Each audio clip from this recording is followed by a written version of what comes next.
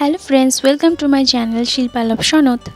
আমি আপনাদের সাথে শেয়ার করব অ্যালোভেরা পাতার একটা ঘরোয়া রেমেডি, যেটা আপনাদের চুলে অ্যাপ্লাই করলে খুব ভালো হবে। তো বন্ধুরা, কিভাবে করব চলুন জেনে নিই। প্রথমে নিয়ে নিচ্ছি একটি কাচের বাটি আর 3টি অ্যালোভেরা জেলের পাতা। তো এই অ্যালোভেরা জেলের পাতার ভেতরের যে অংশটা রয়েছে সেটা আগে আমরা নিয়ে নেব। তো আমি কি করলাম, প্রথমে চাকু দিয়ে ওপরের যে অংশটা সেটা কেটে নিলাম, যাতে অ্যালোভেরা জেলটা সহজে বের করতে সুবিধে হয়। তো আমরা সমস্ত পাতা কেটে নিয়েছি। তো এরপরে আমি চামচ দিয়ে সেই জেলটাকে আস্তে আস্তে বের করে নেব।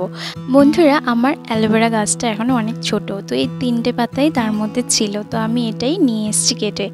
তো আপনারা দেখতে পাচ্ছেন পুরো জেলটা আমি ছাড়িয়ে নিচ্ছি। তো হয়ে গেছে ছাড়ানো। আপনারা চাইলে গ্রেটার দিয়ে গ্রেট করে নিতে পারেন, আমি কিন্তু গ্রেট করিনি, আমি এমনি হাত দিয়ে মেখে নিয়েছি। আর বাকি যে খোসাগুলি রয়েছে সেটা আমি অন্যভাবে ব্যবহার করব।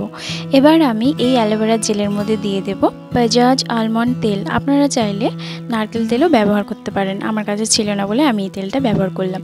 তো 1 স্পুন দিয়ে দেবেন। তো 1 স্পুন দেওয়ার পরে কি করবেন, আপনারা বললাম গ্রেটার দিয়ে গ্রেট করে নিতে পারেন, আমি তো হাত দিয়ে চটকে নিয়েছিলাম। তো এবার আমরা এটাকে চুলের মধ্যে অ্যাপ্লাই করি।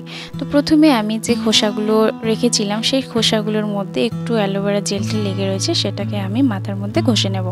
প্রথমে আমি চুলটাকে ছেড়ে একটু আঁচড়ে নেব। আঁচড়ানোর পরে সেই খোসার জেলটা অ্যাপ্লাই করব।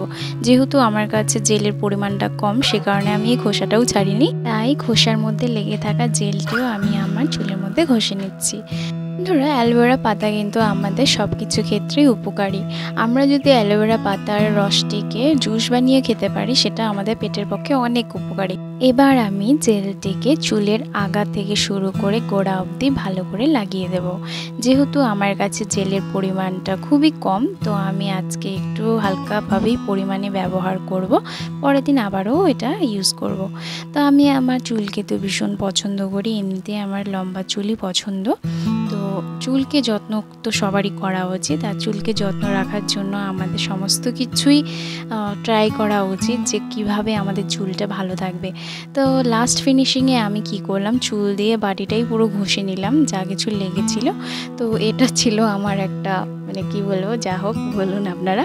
তো কেমন লাগলো এই আমার চুল রেমেডির ভিডিও আজকে, তো অবশ্যই আপনারা জানাবেন। ভালো লাগলে লাইক করবেন আর সাবস্ক্রাইব করবেন আমার চ্যানেলকে। Thank you.